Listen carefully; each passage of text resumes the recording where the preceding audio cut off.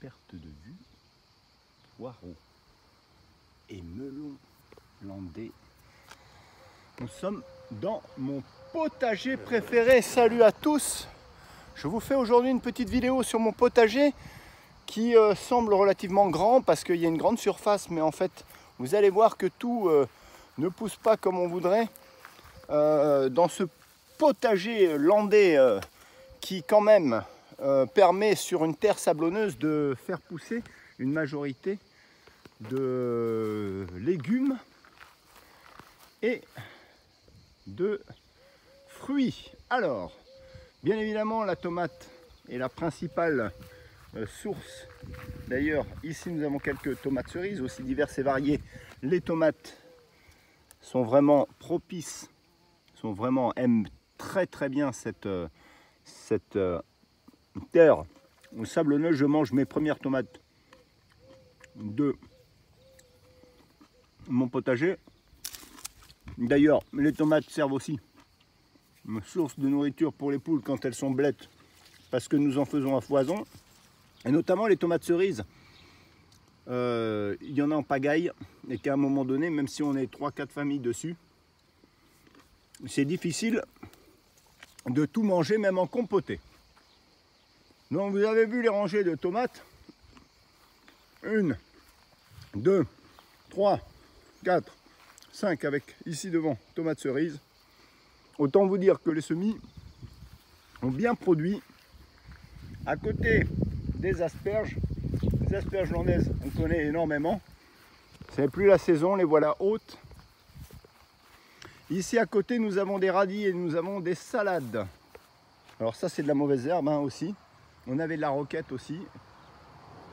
Alors cette salade qui est montée, qui va servir, alors qui est pratique parce qu'on peut toujours encore la consommer, vous voyez. D'ailleurs ce soir je vais m'en cueillir parce qu'elle commence à fleurir.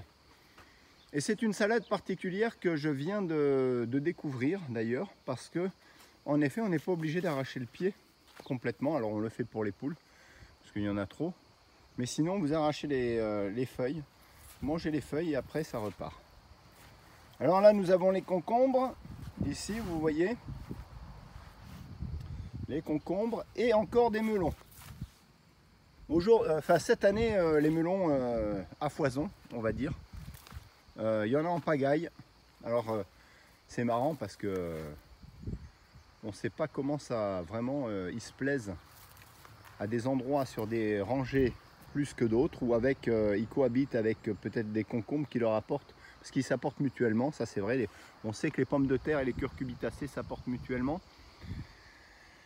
Au niveau de l'azote, ça c'est sûr que c'est pratique. Là il y a des vieilles salades.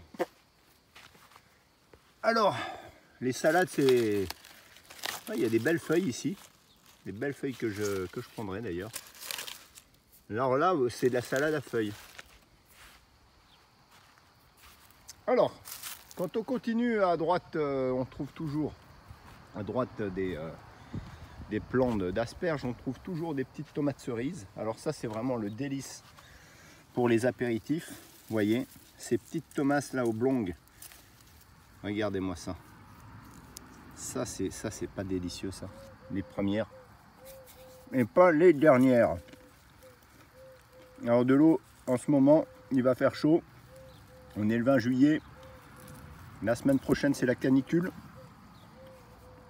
Regardez ça, toute une variété de tomates cerises d'ailleurs. Ces petites là, elles sont bénies. Elles ont un petit goût sucré d'ailleurs. La tomate est un fruit, non pas un légume, n'est-ce pas? On le saura tous. On continue, ça a été coupé bien sûr par le téléphone comme d'habitude. On continue ici sur une plante très particulière que vous allez voir ici, que j'avais décidé de planter parce que c'est ce qu'on appelle la baie de jouvence. La petite baie de jouvence préconisée par les grands centres anticancérigènes. Ça s'appelle la baie de goji, que vous connaissez tous. La baie de goji ici dans les Landes, alors c'est une plante qui se trouve sur les montagnes tibétaines, hein, sur les plateaux tibétains. Et vous avez peut-être dû soit la connaître, vous la connaissez en l'ayant goûté parce que C'est devenu à la mode, la baie de goji. Dans tous les magasins biologiques alimentaires et un peu partout maintenant. C'est très cher, c'est d'environ 50 € le kilo. Et vous avez ces petites baies, vous voyez, je ne les ai pas toutes mangées, ça commence à pousser. Voilà ces petites baies qui sont rouges comme ça. Voilà, là celle-là est un petit peu blette. Donc elle est un peu passée. Je ne vais pas la manger. Voilà cette petite baie là. Voilà, alors celle-là est blette. Par contre celle-là qui n'est pas très mûre, je vais la laisser, mais vous voyez.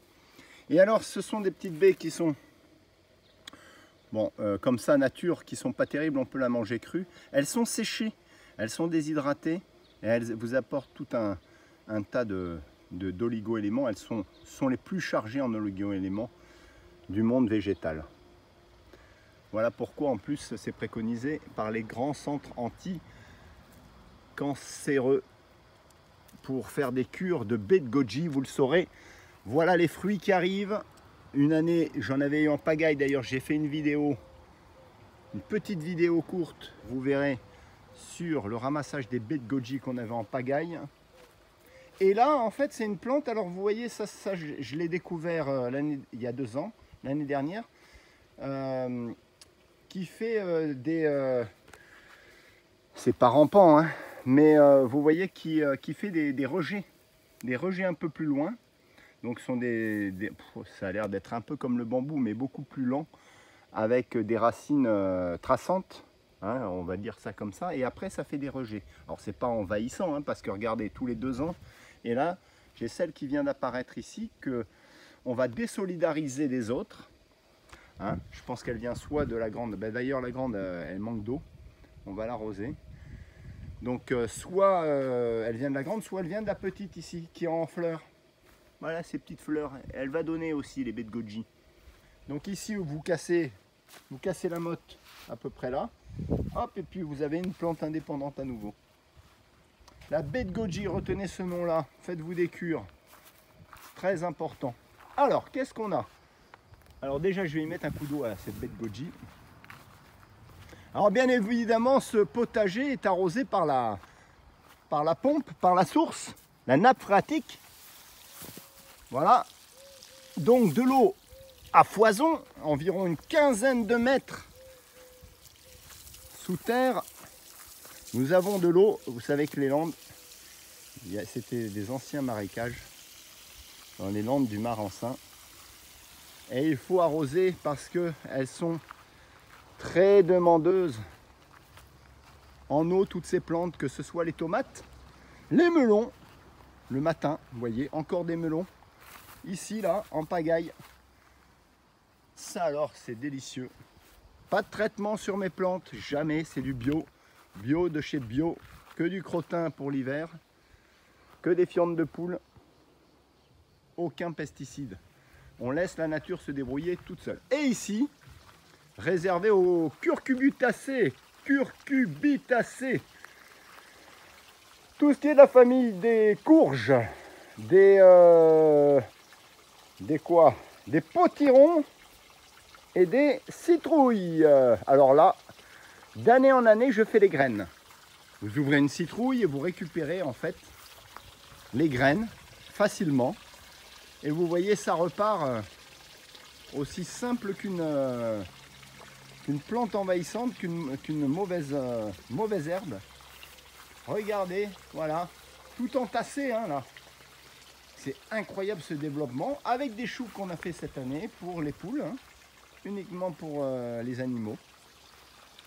Ici, vous avez quelques arbres, quelques arbustes fruitiers, comme les cassis, d'ailleurs qu'il faudrait arroser, hein. Vous voyez la chaleur, il n'y a pas une goutte de pluie en ce moment. Des petits cassis, des petits framboisiers, ici à côté les framboisiers, qui sont à la peine, une petite vigne aussi. Quelques raisins qui produisent, mais pas terribles dans le sol landais. Drainant, très drainant, hein. Ici, vous voyez quelques framboises. Alors les framboises, ça périclite, c'est bizarre, ça fait des ramifications, celle-là n'est pas mûre. Bon, si, je vais la manger. Alors là, je vais vous montrer aussi autre chose. On a fait à peu près le tour là. On a des poireaux. Ah oui. Là-bas, on a des... Là-bas, près de la petite grange, là, on a aussi des courgettes. Et puis, on a des concombres qu'on a vus tout à l'heure. Et ici, les concombres cohabitent avec les... Alors là, si on regarde... Ouais, là, voilà, des concombres. Ça pousse bien, les concombres. Alors, la courgette, hein, la courge, la concombre. Vous avez aussi les radis. Alors, les radis sont là-bas. Bien sûr, le poireau. Et puis ensuite, les salades, ça pousse bien. Non, là, on a encore de la tomate. Où sont les radis, mes amis? Alors, les radis, où te caches-tu? Eh bien, il n'y en a plus. Il n'y a plus de radis. Il n'y a plus de radis. Je crois qu'ils se sont envolés. Alors là, ici, je vous montre aussi les aubergines. Ah oui, les aubergines fonctionnent bien. Là, on a de la courgette, mais on a des aubergines, me semble-t-il. Et là, qu'est-ce qu'on a?